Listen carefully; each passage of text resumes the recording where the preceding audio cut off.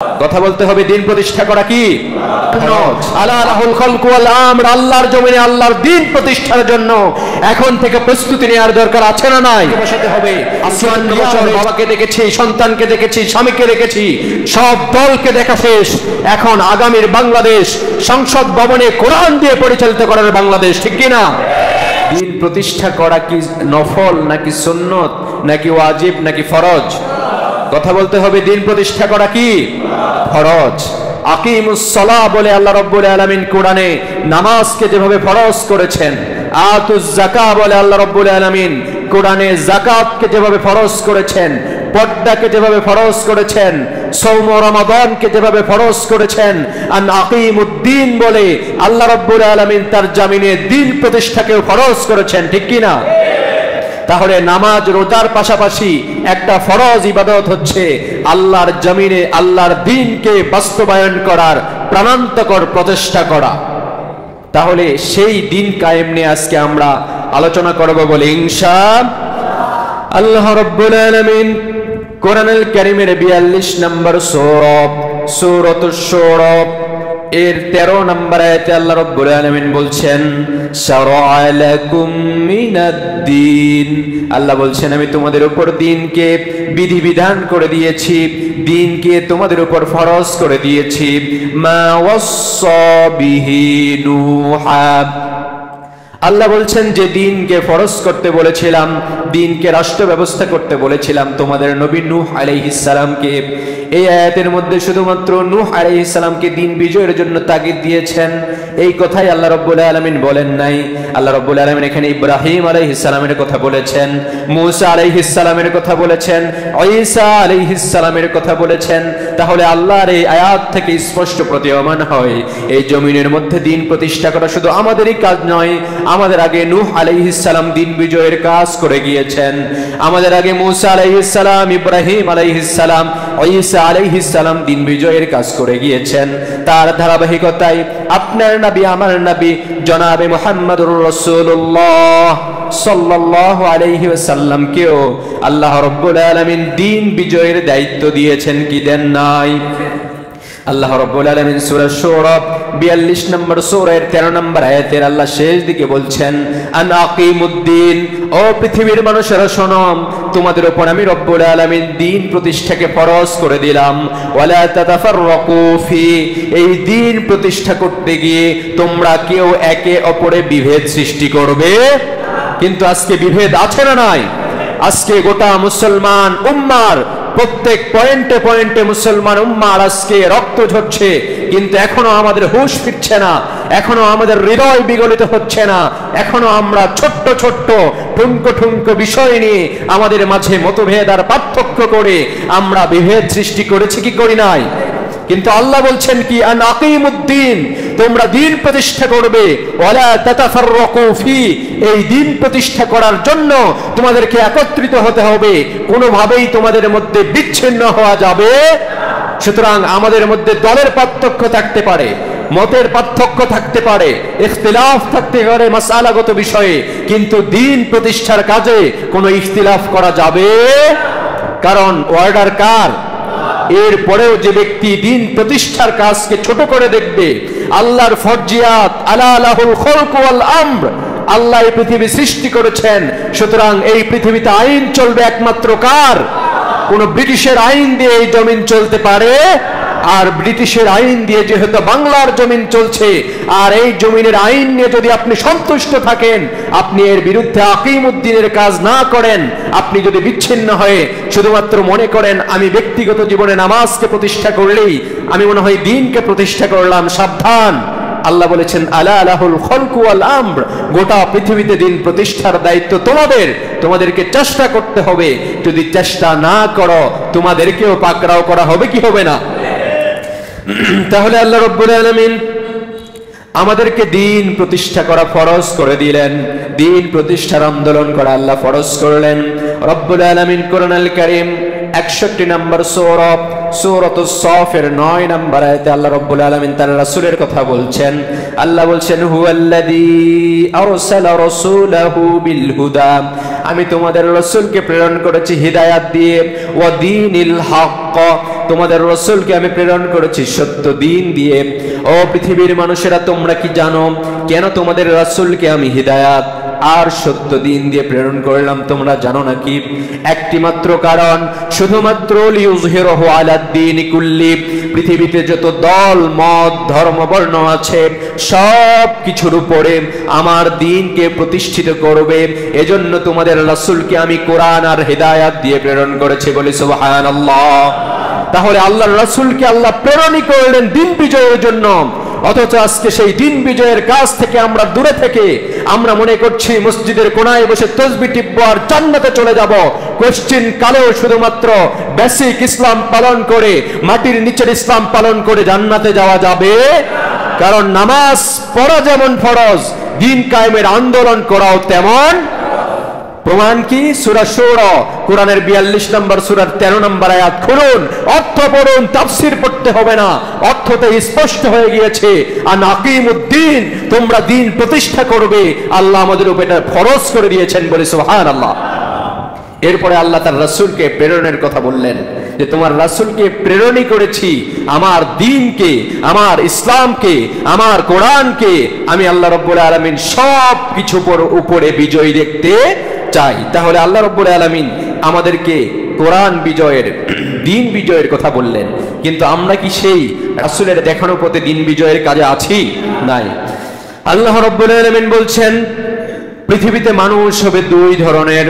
এই দুই ধরনের মানুষের মধ্যে এক ধরনের মানুষ হবে ইকামতে দ্বীনের মানুষ, যারা দ্বীন প্রতিষ্ঠার জন্য নামাজ রোজার পাশাপাশি নিজের জীবনকে বিলিয়ে দিতেও ভয় করবে না। আর একজন মানুষ হবে শয়তানের দলের মানুষ।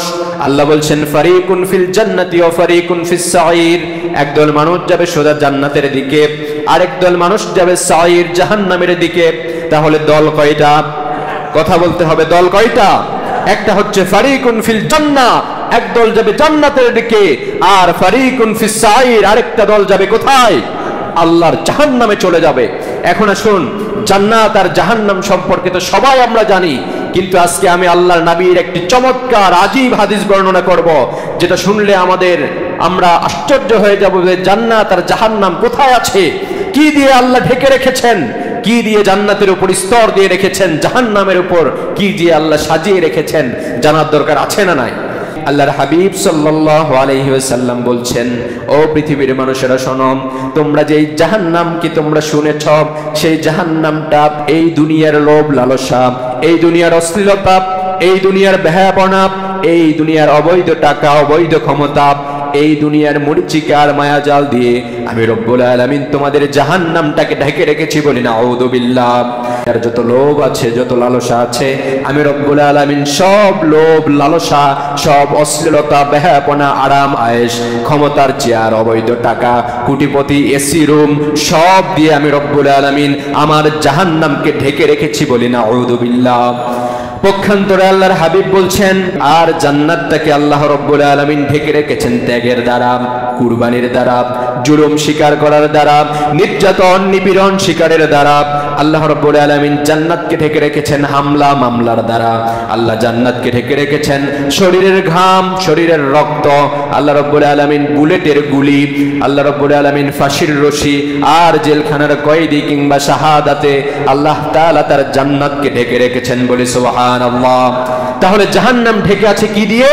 এই দুনিয়ার লোভ লালসা, এই দুনিয়ার প্রতি বেশি মহব্বত, এই দুনিয়ার যত কুকর্ম আছে, যত সাজসজ্জা আছে, যত আরাম আর আয়েশ আছে, এই সবগুলো দিয়ে আমার রব জাহান্নাম ঢেকে রেখেছেন। সুতরাং আপনার জীবন যদি হয় আরামের জীবন, আপনার জীবন যদি হয় আয়েশের জীবন, আপনার জীবন যদি হয় সুসজ্জিত দুনিয়ার বুকে চকচকে জীবন, তাহলে আপনার জন্য আল্লাহর জাহান্নাম রেডি আছে না নাই? কিন্তু আমরা আজকে উল্টাটা বুঝি। এই 70 বছরের হায়াত পেয়ে আমরা দুনিয়াটাকে চমৎকার ভাবে সাজাতে চাই, অথচ আল্লাহ বলছেন, আল্লাহ রাসূল বলছেন, এই দুনিয়াটা সাজানো আছে চমৎকার ভাবে। এই যে সাজ সজ্জা, অশ্লীলতা, বেহায়াপনা যেগুলো তোমাদেরকে আকৃষ্ট করে, এই সকল বিষয় দিয়ে আল্লাহ তাআলা তার জাহান্নাম ঢেকে রেখেছেন। তোমরা যদি ওই পথে চলো তোমরাও আল্লাহর জাহান্নামে চলে যাবা, বলি নাউযুবিল্লাহ। আল্লাহ রাব্বুল আলামিন জান্নাতকে ঢেকে রেখেছেন ত্যাগের দ্বারা, কুরবানির দ্বারা। মামলা হামলা, জেল, জুলুম, রক্ত, চোখের পানি, শরীরের ঘাম, এ সকল কিছু দিয়ে আল্লাহ রাব্বুল আলামিন তার জান্নাত ঢেকে রেখেছেন, বলি সুবহানাল্লাহ। শুধু তাই নয়, পৃথিবীর বুকে যারা ত্যাগ করবে, যারা কুরবানি করবে, যারা দিন কায়েমের জন্য জেল খাটবে, যারা হামলা মামলার শিকার হবে, যারা ফাঁসির কাস্টে বিনা দোষে ঝুলবে, বছরের পর বছর জেলখানায় কোনো দোষ নাই, আল্লাহ রাব্বুল আলামিন বলছেন এই সকল মানুষগুলো যখন কিয়ামতের ময়দানে দাঁড়াবে, যারা ত্যাগী মানুষ ছিল, যারা আল্লাহ রাব্বুল আলামিনের পক্ষের মানুষ ছিল, যারা শত বাধা, শত জেল জুলুমের পরেও আল্লাহর পথ থেকে এক বিন্দু সরে দাঁড়ায় নাই, আল্লাহ রাব্বুল আলামিন এই সকল মানুষদেরকে কিয়ামতের ময়দানে দাঁড় করাবেন। দাঁড় করানোর পরে ফেরেশতাদের মাধ্যমে আল্লাহ রাব্বুল আলামিন তাদেরকে সালাম জানাবেন। আল্লাহ বলছেন সালামুন কাওলাম মির রাব্বির রহিম। আল্লাহ বলছেন যারা এই দুনিয়াতে ত্যাগ করবে, কুরবানি করবে, যারা দুনিয়ার জমিনে রক্ত দিবে, জীবন দিবে, পরিবার ছাড়া হবে, ফাঁসির কাস্টে ঝুলবে, যারা ত্যাগী মানুষ হবে, যারা আমার পক্ষের শক্তি হবে, এই সকল মানুষদেরকে আমি সালাম পৌঁছিয়ে দিব, শান্তির বার্তা আমি তাদেরকে পৌঁছিয়ে দিব, বলি সুবহানাল্লাহ। আর যারা আমার বান্দাদের উপর জুলুম করবে, আমার বান্দাদের উপর অত্যাচার করবে, বিনা দোষে আমার বান্দাদেরকে কষ্ট দিবে, যারা আমার দিনকে আমার জমিনে প্রতিষ্ঠিত করতে চেয়েছিল, তাদেরকে যারা বিনা দোষে রাজাকার বানিয়ে ফাঁসির কাস্টে ঝুলাবে, আল্লাহ বলছেন তাদেরকেও আমি কিয়ামতে দাঁড় করাবো। তারা সেদিন দুই নাম্বারি করার চেষ্টা করবে, তারা জান্নাতীদের দলে ঢোকার চেষ্টা করবে, কিন্তু সেদিন আল্লাহ রাব্বুল আলামিন তার চোখটা রক্তচক্ষু করে আল্লাহ গরম হয়ে সেদিন এই সকল জালেম আর স্বৈরাচারদেরকে বলবেন ওয়ামতাজুল ইয়াউমা আইয়ুহাল মুজরিমুন। আল্লাহ বলবেন এই নাফরমানরা, কুলাঙ্গাররা, স্বৈরাচাররা, জালেমরা, তোমরা আমার বান্দাদেরকে দুনিয়াতে ভালোভাবে থাকতে দাও নাই, পরিবার থেকে বিচ্ছিন্ন করে জেলখানার প্রকোষ্ঠে রেখেছ, ফাঁসির মঞ্চে ঝুলিয়েছ। ওয়ামতাজুল ইয়াউমা আইয়ুহাল মুজরিমুন। আজকে এই স্বৈরাচারদের জায়গা জান্নাতীদের ঠিকানা হবে না, তোমরা আজকে এই দল থেকে বের হয়ে যাও, বলি আল্লাহু আকবার। সেদিন আল্লাহ রাব্বুল আলামিন বের করে দিবেন। কিসের আপনার ক্ষমতা, কিসের আপনি 16 বছর ক্ষমতাগিরি করেছেন? আল্লাহ ডাক দিবেন আর বলবেন আমতাজুল ইয়াউমা আইয়ুহাল মুজরিমুন, বের হও স্বৈরাচারের বাচ্চা, তোমরা আমার বান্দাদেরকে পৃথিবীতে ভালো থাকতে দাও নাই, আজকে কিয়ামতের ময়দানে জান্নাতীদের দল থেকে বের হয়ে যাও। সেদিন বের করে দিবে। আপনিও যদি জুলুম করেন আপনাকেও বের করবে, আমিও যদি জুলুম করি আমাকেও বের করবে। কোন সরকার যদি জুলুম করে, মানুষদের উপর অত্যাচার করে, বিনা দোষের মানুষদেরকে জেলখানায় ভরে, তাদেরকেও আল্লাহ বলবে বের হয়ে যাও জান্নাতীদের দল থেকে। আল্লাহ রাব্বুল আলামিন ফেরেশতাদের মাধ্যমে ধাক্কিয়ে ধাক্কিয়ে জাহান্নামের প্রকোষ্ঠে ফেলবে, বলি নাউযু বিল্লাহ। তাহলে আল্লাহর পথে চলার দরকার আছে না নাই? দিন কায়েমের কাজ করার দরকার আছে না নাই? দিন কায়েমের কাজ করতে হবে। দিন কায়েমের কাজ করবেন কিভাবে? আজকে অপব্যাখ্যা করা হয় দিন কায়েমের। আজকে প্রান্তে প্রান্তে সুবিধাবাদী হুজুররা বের হয়েছে, তারা বলে নামাজ তো পড়ছি, দিন কায়েম তো করছি, রোজা তো করছি, দিন কায়েম করছি, হজ তো করছি, দিন কায়েমের কাজ তো করছি, কিন্তু রাষ্ট্র ক্ষমতায় যাওয়ার প্রয়োজন কি? মাটির নিচে ওয়াজ করে মাটির নিচে চলে যাব, আমার উপর কোনো বাধাও আসবে না, জেলও আসবে না, জুলুম আসবে না, সুন্দর সুন্দর করে কোরমা পোলাও খাবো আর আল্লাহর জান্নাতে চলে যাব। জান্নাত কি শ্বশুর বাড়ি? জান্নাতে যেতে হলে আপনাকে ত্যাগের উপর দিয়ে যেতে হবে, জান্নাতে যেতে হলে রক্তের উপর দিয়ে যেতে হবে, জান্নাতে যেতে হলে জেলের উপর দিয়ে যেতে হবে, জান্নাতে যেতে হলে জুলুমের উপর দিয়ে যেতে হবে। কারণ জান্নাতি যারা হবে, আল্লাহ রাব্বুল আলামিন সূরা আনাম কোরআনুল কারীমের 6 নম্বর সূরার 162 নম্বর আয়াতে তার নবীকে বলছেন উল ইন্না সলাতি ওয়া নুসুকি ওয়া মাহইয়ায়া ওয়া মামাতি লিল্লাহি রাব্বিল আলামিন। আল্লাহর রাসূল তার হাবিবকে বলছেন, হে নবী বলে দিন তোমাদের নামাজ হবে কার জন্য? কথা বলতে হবে, নামাজ হবে কার জন্য? রোজা হবে, কুরবানি হবে, ত্যাগ হবে, সেটাও কার জন্য? ও মাহিয়ায়া, আমাদের জীবনটা কার জন্য? ও মামাতি, মরণটা কার জন্য? তাহলে আল্লাহর জন্য যদি জীবন আর মরণ হয়ে থাকে, কিসের ভয়ে, কিসের জুলুমের ভয়ে, কোন জেলের ভয়ে আপনি আপনার জীবনকে সেভ করার জন্য উঠে পড়ে লেগেছেন? আপনি ময়দানে আসতে চান না, দিন কায়েমের দাওয়াতি কাজ করতে চান না, আপনি ইসলাম প্রতিষ্ঠার দলে যোগ দিতে চান না, কোন ভয়ে আপনাকে আটকে রেখেছে? জীবনটা তো আল্লাহর। আপনি তো সব আল্লাহকে দিবেন, তাহলে আল্লাহর জীবনটি আল্লাহর জমিনে আল্লাহর জীবন বিলিয়ে দিতে আপনি ব্যর্থ, তাহলে এই আয়াত থেকে আপনি শিক্ষা নিতে পারেন নাই, আপনি আল্লাহর দলে যেতে পারবেন না, আপনি মুনাফিক হয়ে মুরতাদ হয়ে শয়তানের দলে গিয়ে জাহান্নাম ছাড়া আর উপায় থাকবে। তাহলে দিন কায়েমের কাজ করা নফল নাকি ফরজ? কথা বলতে হবে, নফল নাকি ফরজ? সম্মানিত উপস্থিতি, দিন কায়েম আমরা কিভাবে করব? এক নম্বরে আমাদেরকে দিন কায়েম করতে হবে আমাদের 3.5 হাত বডির মধ্যে।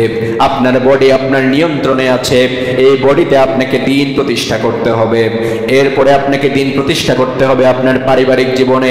আর রিজালু কাওয়ামুনা আলান নিসা, আপনি বাড়ির পরিচালক, আপনি বাড়ির বাবা, ওই পরিবারের সব দায়িত্ব আপনার, ওই পরিবারের মধ্যে আপনাকে দিন প্রতিষ্ঠা করতে হবে। এরপরে বসে থাকলে চলবে না, আপনার সমাজের মধ্যে আপনাকে দিন প্রতিষ্ঠা করতে হবে। আপনার সমাজের মানুষেরা অন্যায় করে, অন্যায়ের বিরুদ্ধে আপনাকে দাঁড়াতে হবে। আপনার সমাজের মানুষেরা চুরি করে ডাকাতি করে, তার বিরুদ্ধে দাঁড়াতে হবে। আপনার সমাজের মানুষেরা নামাজ আদায় করে না, তাদেরকে নামাজের জন্য আহ্বান করতে হবে। সর্বশেষ কথা হচ্ছে, আল্লাহর জমিনে রাষ্ট্র ক্ষমতায় আল্লাহর দ্বীনকে বসানোর দরকার আছে না নাই? কিন্তু দুঃখের বিষয়, বিগত 54 বছরের বাংলাদেশে আমার মনে হয় একজন ইমানদার সরকারও বাংলাদেশের পার্লামেন্টে আসে।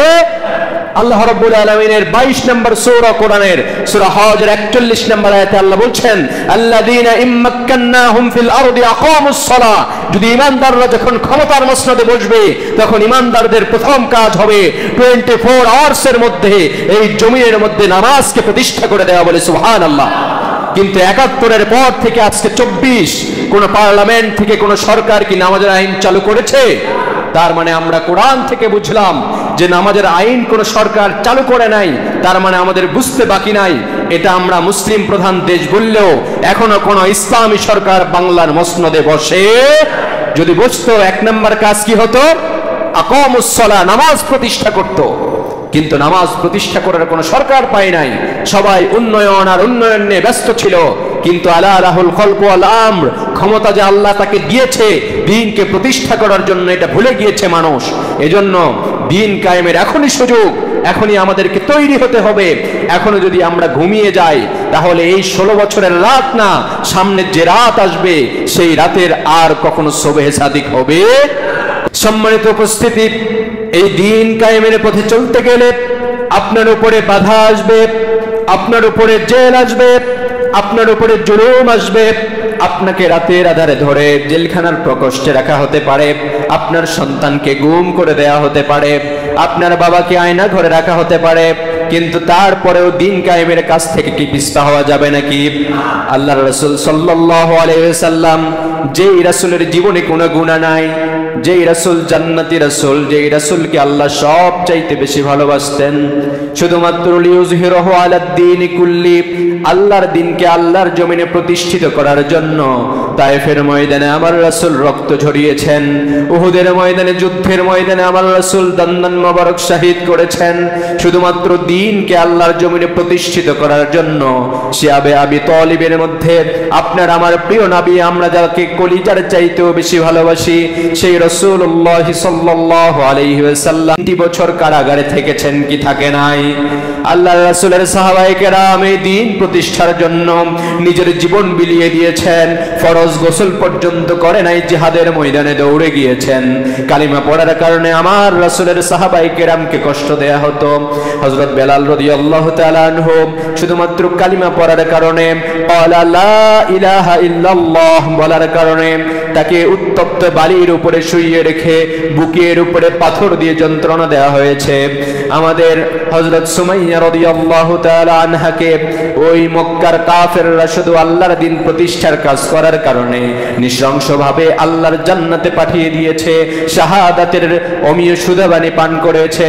ও প্রিয় ভাইরা আমার, আমরাও যদি সেই জান্নাতে যেতে চাই, আমাদের উপরও জেল আসবে, জুলুম আসবে, রক্ত দিতে হবে, জীবন দিতে হবে।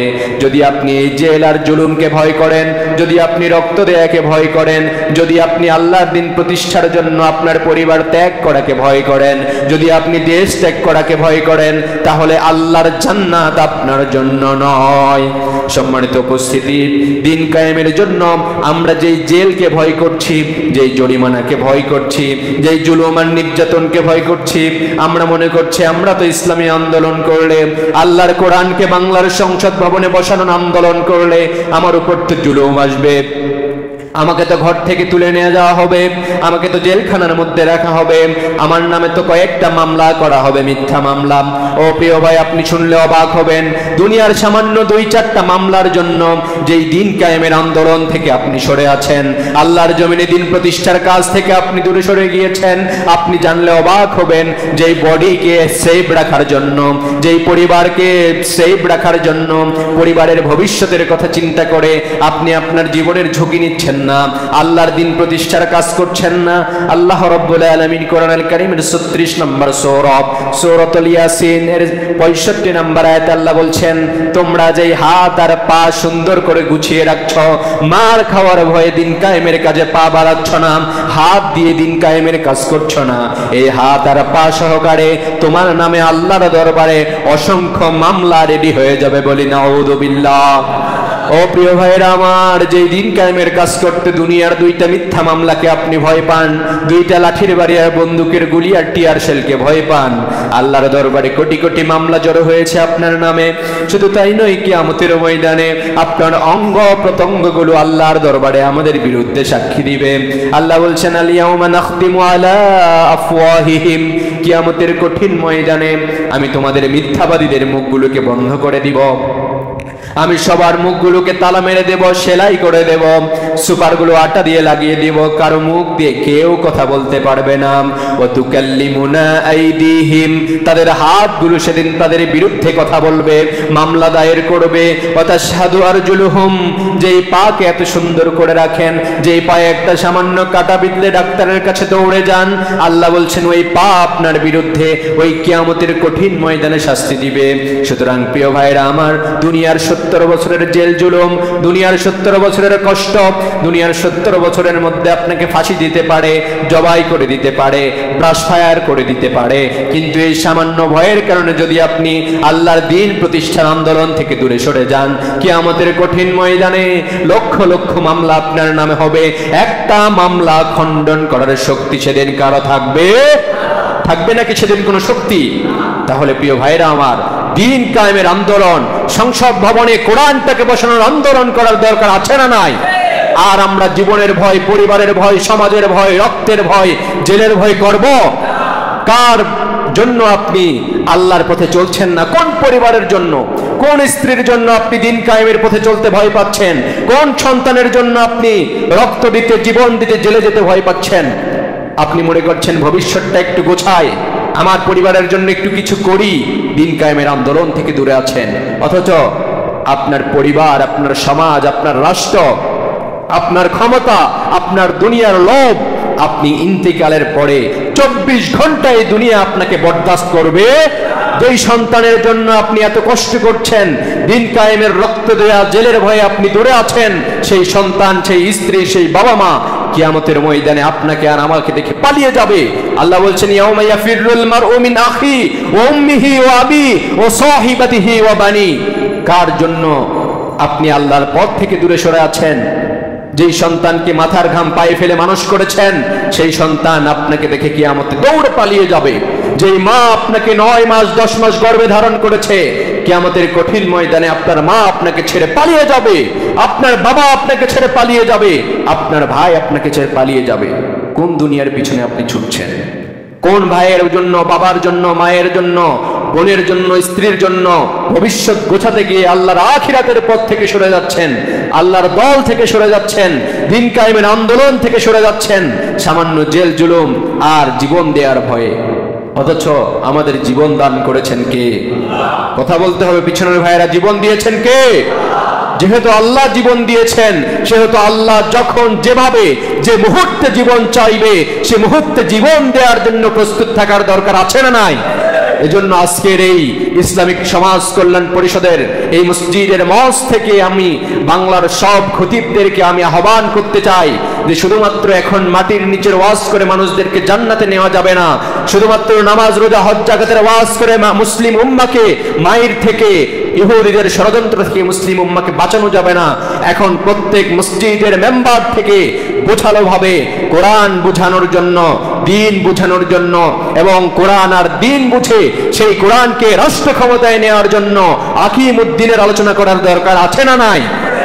আজকে 3 লক্ষ, 3.5 লক্ষ, 2.5 লক্ষ যাই বলেন, যত মসজিদ বাংলার জমিনে আসে প্রত্যেক মসজিদের খতিবরা আজকে দিয়ে আমরা এই মঞ্চ থেকে কোরআন দিয়ে হাদিস দিয়ে আমরা মানুষদের মগজের মধ্যে আল্লাহর দ্বীন কায়েম করা যে ফরজ, জীবন যে আল্লাহ দিয়েছেন জীবন বিলিয়ে দেয়া যে আল্লাহ যেভাবে চাইবেন সেভাবেই দিতে হবে, এটা যদি আমরা বুঝাতে সক্ষম হই, ফিলিস্তিনের মতো মানুষরা মায়ের কোল থেকে নিয়ে ব্রাশ ফায়ার করে দেয়, এরপরেও মা কখনো পিছু ফিরে যান।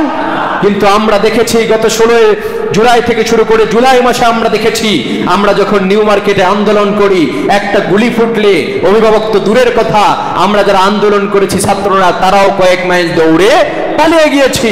কিন্তু ফিলিস্তিনের ইমানদারদের ইমান এতটা শক্ত, তাদের কোল থেকে নিয়ে তাদের সন্তানকে ব্রাশ ফায়ার করা হয়, তাদের মেডিকেলের মধ্যে ঢুকে ব্রাশ ফায়ার করা হয়, এরপরেও এখন পর্যন্ত হাজার হাজার শহীদের রক্তের উপর দাঁড়িয়েও তারা যোদ্ধার ভূমিকা পালন করে যাচ্ছে, ঠিক কিনা? সুতরাং আমাদেরকেও সৈনিক হওয়ার দরকার আছে না নাই? আছে। আকিমুদ্দিনের কাজ করতে হলে শক্তিশালী ইমানদার হতে হবে, আকিমুদ্দিনের কাজ করতে হলে ভিতরের সব ভয় বের করতে হবে, কারণ আল্লাহ ছাড়া জমিনের উপরে আর কাউকে ভয় করা জায়েজ নাই। সুতরাং একমাত্র ভয় করতে হবে কাকে? আল্লাহ রাব্বুল আলামিনকে। তাহলে আমরা বলছিলাম যে দিন কায়েমের পথে চলতে গিয়ে যে জেল আর জুলুমকে আপনি আর আমি ভয় পাচ্ছি, যে মামলা আর হামলাকে ভয় পাচ্ছি, আপনি একটু চিন্তা করে দেখুন আপনার জীবনের অসংখ্য মামলা আল্লাহর দরবারে দায়ের হয়ে আছে না নাই? দুনিয়ার জমিনে আপনার মামলা হলে কত বছর থাকবেন? হয়তো 6 মাস, 1 বছর পর জেল থেকে বের হতে পারবেন। যাবজ্জীবন হলে 10, 12, 14 বছর পরে বের হতে পারবেন। কিন্তু একবার চিন্তা করুন আল্লাহর দরবারে যে মামলাগুলো হয়েছে সেই মামলা থেকে মৃত্যুবরণ করার পরে আর রেহাই পাওয়ার কোনো সুযোগ আছে? দুনিয়াতে ফিরে আসার সুযোগ আছে? তাওবা করার সুযোগ আছে? কথা বলে না, পিছনের ভাইদের মনে হয় আছে। তাওবা করার সুযোগ আছে মৃত্যুর পরে? কোনো সুযোগ সেদিন থাকবে না। সুতরাং আজকেই সময় আপনাকে সিদ্ধান্ত নেওয়ার, আজকেই সময় এই দুনিয়ার লোভ থেকে দূরে সরার, দুনিয়ার মরিচিকার মায়াজাল থেকে দূরে সরার। এই দুনিয়াটা এমন একটা জিনিস, আপনাকে এই দুনিয়া ডাকবে, আপনি দৌড়াতে থাকবেন দুনিয়ার পিছনে, দুনিয়ার টাকা পয়সা নারী গাড়ি সবার পিছনে আপনি ছুটতে থাকবেন। ছুটতে ছুটতে মালাকাল মাউত চলে আসবে, আখিরাতের জন্য কিছুই গোছাতে পারবেন। আর যদি আপনি আখিরাতের চিন্তা করেন, আখিরাতের পথে আপনার জীবনকে পরিচালিত করেন, আপনি যদি আল্লাহর রাস্তায় জীবনটা কাটিয়ে দেন, দুনিয়াতেও আপনি সফল হইলে হন আর না হইলে না হন, আল্লাহ রাব্বুল আলামিনের কাছে দুনিয়ার সফলতার কোনো দাম। সফল বলতে আমরা আজকে বুঝি না, আমরা মনে করি আমার সন্তানটা বিসিএস ক্যাডার, তাহলে মনে হয় আমরা সফল। আমরা মনে করি ইন টার্মস অফ মানি আমার কাছে কোটি কোটি টাকা থাকবে আমি সফল, ইন টার্মস অফ পাওয়ার আমি দেশের রাষ্ট্রপতি হব আমি সফল, in terms of name and fame আমি মনে হয় যশ খ্যাতি জনপ্রিয়তা অর্জন করলেই সফল। কিন্তু আল্লাহ রাব্বুল আলামিন কোরআনুল কারীম 3 নম্বর সূরা আলী ইমরান এর 185 নম্বর আয়াতে আল্লাহ বলছেন, ফামান যুহজিহা আনিন নার ওয়া উদখিলাল জান্নাতা ফাকাদ ফাজ। আল্লাহ বলছেন সফল তো সেখানে হবা যেখানে জাহান্নামের আগুন থেকে বের করে জাহান্নামের খাতা থেকে তোমার নাম কাটে তোমাকে জান্নাতে প্রবেশ করানো হবে, সেদিনই তোমরা সফল হবে বলে সুবহানাল্লাহ। আর আল্লাহ রাব্বুল আলামিন এই সফলতার আরো সংজ্ঞা দিয়েছেন। আল্লাহ পৃথিবীর মানুষকে বোঝাতে যাচ্ছেন এই দুনিয়ার সফলতা আসল সফলতা নয়, যে এই দুনিয়াতে তুমি কষ্টে থাকতে পারো, বিপদে থাকতে পারো। কারণ ক্বালান নবী সাল্লাল্লাহু আলাইহি ওয়াসাল্লাম আদ-দুনিয়া সিজনুল মুমিন ওয়া জান্নাতুল কাফির। আল্লাহর হাবিব বলছেন এই দুনিয়াটা হচ্ছে ঈমানদারদের জন্য জেলখানার মতো। একজন জেলখানার কয়েদি, একজন জেলখানার মধ্যে থাকা মানুষ যেভাবে জেলখানার জেলারের আইনের বাইরে চলতে পারে না, জেলার যেভাবে বলে সেভাবে চলে, যেভাবে বলে সেভাবে খায়, যেভাবে বলে সেভাবে ঘুমায়, একজন কয়েদি নিজের ইচ্ছা মতো চলতে পারে? ঠিক সেভাবে আল্লাহ রাব্বুল আলামিন ঈমানদারদের জন্য এই দুনিয়াটাকে জেলখানা করেছেন। এই দুনিয়ার মালিক যেহেতু আল্লাহ, আল্লাহর বিধান ছাড়া আমরা যারা এই দুনিয়া নামক জেলখানার কয়েদি আছি, আল্লাহর বিধান ছাড়া একটি ধাপও আমাদের সামনে অগ্রসর হওয়ার সুযোগ। সুতরাং আল্লাহর বিধান অনুযায়ী আমাদেরকে পরিচালিত হতে হবে। এজন্য আদ-দুনিয়া ও সিজনুল মুমিন, আমরা যারা নিজেদেরকে ঈমানদার দাবি করব, আমরা যারা আল্লাহর জান্নাতে যেতে চাইব, আল্লাহর রাসূল বলছেন তোমাদেরকে দুনিয়ার বুকে কষ্ট করতে হবে। হবে কি না? শুধু আমরাই কি কষ্ট করব নাকি আমাদের আগে কষ্ট করে গিয়েছেন মানুষরা? তো আপনি আর আমি কষ্ট করছি এমন না। আদম আলাইহিস সালাম থেকে শুরু করে মুহাম্মাদুর রাসূলুল্লাহ সাল্লাল্লাহু আলাইহি ওয়াসাল্লাম পর্যন্ত এমন কোন নবী রাসূল নাই যে নবী রাসূলকে আল্লাহ পরীক্ষা করেন নাই। সব নবী রাসূলকে আল্লাহ পরীক্ষা করেছেন, আল্লাহ বিপদে ফেলেছেন, আল্লাহ কষ্টে ফেলেছেন, সবাই পরীক্ষায় পাশ করেছেন। ঠিক সেভাবে আমরা যারা উম্মতে মুহাম্মাদি, আমরা এই দুনিয়ার বুকে এসি রুমে শুয়ে শুয়ে আর শুধুমাত্র নামাজ রোজা করে আমার উপরে কোনো বিপদ আসবে না, কোনো জুলুম আসবে না, কোনো পরীক্ষা আসবে না, এটা চিন্তা ভাবনা যদি করি তাহলে আর জান্নাতে যাওয়ার কোনো সুযোগ নাই। সুতরাং প্রিয় ভাইরা আমার, আল্লাহর জান্নাতে যেতে হলে আদ-দুনিয়া ও সিজনুল মুমিন, এই দুনিয়াতে ঈমানদাররা যেভাবে কষ্টে থাকে আপনাকেও কষ্টে থাকতে হবে। আপনার জীবন পরিচালনা করা দেখে কাফেররা যদি আপনাকে টার্গেট না করে, মুনাফিকরা আর বেঈমানরা যদি আপনাকে টার্গেট না করে, আপনার বিরুদ্ধে যদি না দাঁড়ায়, তাহলে আপনি হকের পথে আছেন এটা প্রমাণিত হবে। সেই দল হকের দল যেই দলে রক্ত বেশি, সেই দল হকের দল যেই দলে জীবন বেশি, শাহাদাত বেশি, যেই দলে জেল জুলুম নির্যাতন বেশি, সেই দল হচ্ছে হকের দল। সুতরাং আপনিও যদি জান্নাতে যেতে চান, আপনাকেও ত্যাগ, কুরবানি আর আল্লাহর রাস্তায় বিপদে পড়ার দরকার আছে না নাই? এজন্য আল্লাহর রাসূল বলছেন, মুমিনেরা আদ-দুনিয়া ও সিজনুল মুমিন, এই পৃথিবীটা তোমাদের জন্য জেলখানা। আর আল্লাহ তাআলা বলছেন জেলখানা হলে কি হবে? আমার বান্দাদেরকে তোমরা সুসংবাদ দিয়ে দাও। সূরা আল মুমিনুন কোরআনুল কারীমের 18 নম্বর পারা 23 নম্বর সূরা এর 1 নম্বর আয়াতে আল্লাহ সুসংবাদ দিচ্ছেন, ও পৃথিবীর মুমিনরা, তোমরা হয়তো দুনিয়াতে জেলখানায় থাকতে পারো, তোমাদের উপর জুলুম করা হতে পারে, পরিবার ছাড়া করা হতে পারে, তোমাদের রক্ত ঝরতে পারে, তোমাদেরকে গুম করা হতে পারে, তোমাদেরকে আয়না ঘরে রাখা হতে পারে, কিন্তু আমার বান্দারা তোমরা শোনো, তোমাদেরকে যদি সারা জীবন জেলখানায় রাখে, ফাঁসির কাস্টে ঝুলিয়ে বিনা দোষেও যদি তোমাদেরকে বিদায় করে দেয়, ও আমার বান্দারা, কদ আফলাহাল মুমিনুন, তবুও তোমরা সফল। বলি সুবহানাল্লাহ।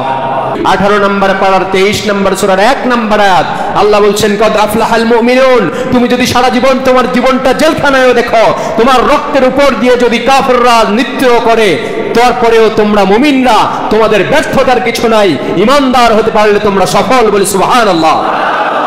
তাহলে আমাদেরকে ভয় দেখিয়ে কোনো লাভ, আমাদেরকে সারা জীবন জেলখানায় ভরে কোনো লাভ নাই। আমরা দেখেছি আমাদের শহীদ আল্লামা দেলোয়ার হোসেন সাঈদী রহিমাহুল্লাহ, তাকে যখন 13 বছর জেলখানায় রাখার পরে যখন তাকে ষড়যন্ত্র করে তাকে শহীদ করার জন্য হসপিটালে নেওয়া হচ্ছিল, গাড়ি থেকে নেমেই যে হাসি দিয়েছে, আপনি আর আমি সে হাসি দিতে পারবো?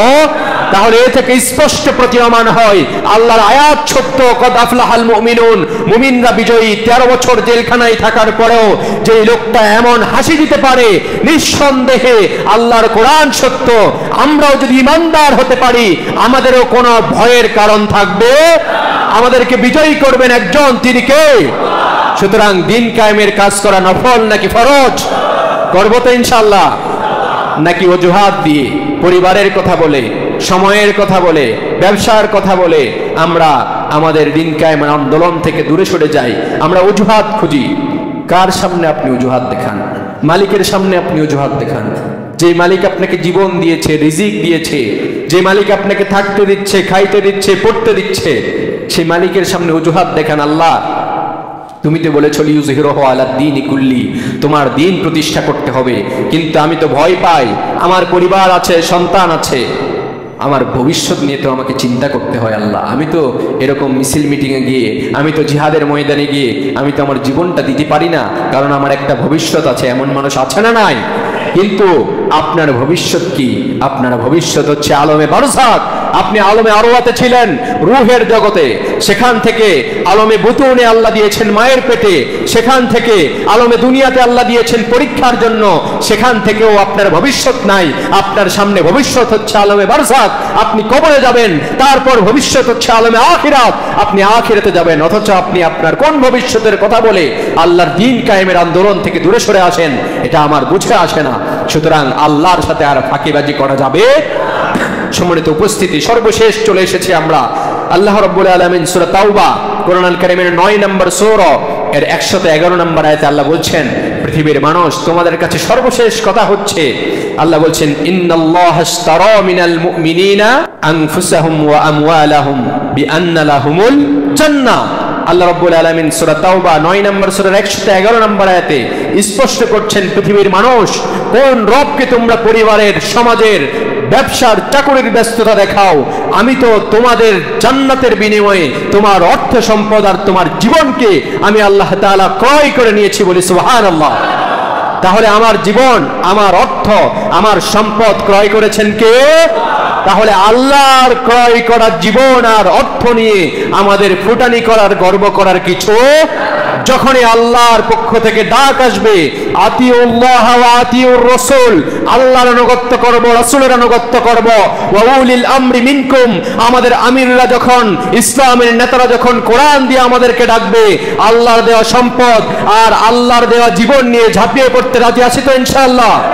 যদি এখন থেকে প্রস্তুতি গ্রহণ করতে না পারেন, গাজয়ে হিন্দ যখন হবে, হিন্দুস্তানের সাথে যখন আপনার আমার যুদ্ধ হবে, তখন কেউ আমরা যেতে পারবো না। মুনাফিকের পরিচয় দিয়ে আমরা জান্নাত থেকে খারেজ হয়ে জাহান্নামের রাস্তায় যাওয়ার সম্ভাবনা আছে না নাই? এজন্য এখন থেকে প্রস্তুতি নিতে হবে। ইমাম মাহদী আলাইহিস সালাম আসবেন, এটা সত্য। ইমাম মাহদীর দলে যোগ দেওয়ার জন্য, আলা লাহুল খালকু ওয়াল আমর, আল্লাহর জমিনে আল্লাহর দ্বীন প্রতিষ্ঠার জন্য এখন থেকে প্রস্তুতি নেওয়ার দরকার আছে না নাই? আজকে তো ক্লিয়ার হয়েছেন, আল্লাহর জমিনে আল্লাহর দ্বীন প্রতিষ্ঠা করা ফরজ, ঠিক কি না? আনাকিমুদ্দিন, এই ফরজ কাজ করতে হবে। তার মানে এই না যে আপনি শুধু জিহাদ জিহাদ করে চিল্লাবেন আর নামাজ রোজার খবর থাকবে না, এরকম ইসলাম নয়। আবার শুধু নামাজ রোজা তাসবিহ তাহলিল করবেন, জিহাদের ময়দানে যাবেন না, এটাও ইসলাম শিক্ষা দেয়। আল্লাহর রাসূল যেভাবে রাতের বেলা তাহাজ্জুদে দাঁড়িয়ে পা ফুলে তুলেছেন, আল্লাহর রাসূল কান্না করে জামা ভিজিয়ে ফেলেছেন, কিভাবে ঠিক সেভাবে আমার রাসূল দিনের বেলায় তরবারি নিয়ে যুদ্ধের ময়দানেও নামিয়ে পড়েছেন, ঠিক কি না? ঠিক সেভাবে আল্লাহর রাসূলকে যদি রাসূল মানি, আশিক রাসূল যদি হতে চাই, শুধু বছরে একদিন চিল্লা পাল্লার বিরিয়ানি খেয়ে লাভ নাই। আশিক রাসূল তাকেই বলে যে রাসূলের আদর্শ অনুসরণ করে রাতে যেমন আল্লাহর সিজদায় লুটিয়ে পড়ে, দিনের বেলায় দিন কায়েমের জন্য সশস্ত্র বাহিনীর মতো, ওমরের মতো, খালিদ বিন ওয়ালিদের মতো নিজেকে প্রস্তুত করে, সেই হচ্ছে আশিক রাসূল, বলি সুবহানাল্লাহ। সুতরাং প্রিয় ভাইরা আমার, দিন প্রতিষ্ঠা যেহেতু ফরজ, নামাজের মতো, রোজার মতো, শুধু তাই নয়, আপনারা ইতিহাস জানেন, যুদ্ধের ময়দানে আল্লাহ তাআলা নামাজকে স্থগিত রেখে যুদ্ধের পারমিশন দিয়েছিলেন। আল্লাহ রাব্বুল আলামিন রোজাকে ভেঙে ফেলে যুদ্ধের পারমিশন দিয়েছিলেন, ঠিক কি না? তাহলে নামাজ রোজা অবশ্যই করব, কিন্তু জিহাদের ময়দানে যদি ডাক আসে, বাংলাদেশের পার্লামেন্টে কোরআনকে বসাতে হবে। 54 বছর বাবাকে দেখেছি, সন্তানকে দেখেছি, স্বামীকে দেখেছি, সব দলকে দেখা শেষ। এখন আগামীর বাংলাদেশ সংসদ ভবনে কোরআন দিয়ে পরিচালিত করার বাংলাদেশ, ঠিক কি না? সুতরাং আগামীর বাংলাদেশের জন্য এখন থেকে প্রস্তুতি নিতে হবে। একটা বিজয় পেয়ে ঘুমিয়ে গেলে চলবে না। ঘুমিয়ে গেলে আরো তাগুতি শক্তি, বহির্বিশ্বের শক্তি, ভারতীয় আগ্রাসন আমাদেরকে খেয়ে ফেলবে। সুতরাং এখন সময় সচেতনতার, এখন সময় কাজ করার, এখন সময় নিজেকে গোছানো। আগামীর বাংলাদেশ যদি কোরআন দিয়ে পরিচালিত করতে চান, আগামীর বাংলাদেশ যদি দেখতে চান, আস-সারিকু ওয়াস-সারিকাত ফাকতাউ আইদিয়াহুমা, বাইতুল মুকাররম মসজিদের সামনে চোরের হাত কাটা হচ্ছে। আগামীর বাংলাদেশ যদি দেখতে চান, একজন যুবক জেনা করেছে, যদি অবিবাহিত হয় 100টা বেত্রাঘাত করা হবে। আগামীর বাংলাদেশ যদি দেখতে চান, কেউ পরকীয়া করেছে, তাকে সম্মুখে লাইভে এনে তাকে পাথর মেরে নিহত করা হচ্ছে। আগামীর বাংলাদেশ যদি শান্তির বাংলাদেশ দেখতে চান, কোরআনকে পার্লামেন্টে নেওয়া ছাড়া সম্ভব। কারণ আমরা 54 বছর দেখেছি, 50 বছরের বেশি দেখেছি, ব্রিটিশ আইন, তন্ত্রমন্ত্র, মানব রচিত আইন দিয়ে আমার দেশের সংসদ চলেছে, কিন্তু 1 সেকেন্ডের জন্য আমরা জনগণরা শান্তিতে থাকতে পারি? সব দিক দিয়ে অসুবিধা হয়ে যায়, কোনো দিকে শান্তি তো আরেক দিকে অশান্তি। এখন যে দ্রব্যমূল্যের ঊর্ধ্বগতি, এখন আমার মানুষেরা পথে পথে ঘুরছে কত মানুষ, ওভারব্রিজের নিচে শুয়ে থাকছে, খাদ্য নাই, খাবার নাই। কিন্তু আমরা যদি যাকাত ভিত্তিক অর্থনীতি প্রতিষ্ঠিত করতে পারি, 1 বছরের ব্যবধানে বাংলার জমিনে আর কোনো গরিব থাকবে। সুতরাং আগামীর বাংলাদেশ সমৃদ্ধ সুন্দর, আগামীর বাংলাদেশ যদি জান্নাতি পরিবেশ আনতে চান, আগামীর বাংলাদেশ যদি কোরআন দ্বারা পরিচালিত করে মদিনা রাষ্ট্রের মতো একটি সুন্দর রাষ্ট্র আমরা পেতে চাই, প্রত্যেকের জায়গা থেকে আল্লাহর জমিনে আল্লাহর দ্বীন প্রতিষ্ঠার জন্য, যেহেতু আল্লাহ আমার জীবন ক্রয় করেছেন, আমার সম্পদ ক্রয় করেছেন, সুতরাং আল্লাহ যখন যেভাবে আমার থেকে তার কেনা সম্পদ জীবন চাইবে, তখন সেভাবে যদি দেওয়ার জন্য প্রস্তুত হয়ে যায়, আল্লাহ তাআলা আকাশ থেকে ফেরেশতা নাজিল করে সাহায্য করে এই জমিনে আল্লাহর দ্বীন প্রতিষ্ঠিত করবেন ইনশাআল্লাহ। আল্লাহ রাব্বুল আলামিন আমাদের সবাইকে দ্বীন কায়েমের এক একজন একনিষ্ঠ কর্মী হিসেবে, সৈনিক হিসেবে, নামাজ যেভাবে 5 ওয়াক্ত পড়ি, দ্বীন কায়েমের কাজ করে আমরা যেন মৃত্যুর আগে দেখে যেতে পারি বাংলার সংসদ ভবন থেকে কোরআনের আইন জারি হচ্ছে, বাংলার ইঞ্চি ইঞ্চি মাটি কোরআন দিয়ে চলছে। আল্লাহ রাব্বুল আলামিন যেন সে তৌফিক আমাদেরকে দান করেন, পড়েন আমিন। এবং আমরা যারা আজকে উপস্থিত হয়েছি, আজকে সুন্দর করে যেভাবে বসে আছি, যেন আমাদেরকে জান্নাতের মধ্যে এভাবে একসাথে বসে একসাথে আড্ডা দেওয়ার তৌফিক দান করেন, পড়েন আমিন। হাদা মা ইনদি ওয়াল ইলমু ইনদাল্লাহ আলাইহি তাওয়াক্কালতু ওয়া ইলাইহি উনীব ওয়া আখিরুদ দাওয়ানা আলহামদুলিল্লাহি রাব্বিল আলামিন। ওয়াসসালামু আলাইকুম ওয়া রাহমাতুল্লাহি ওয়া বারাকাতুহু।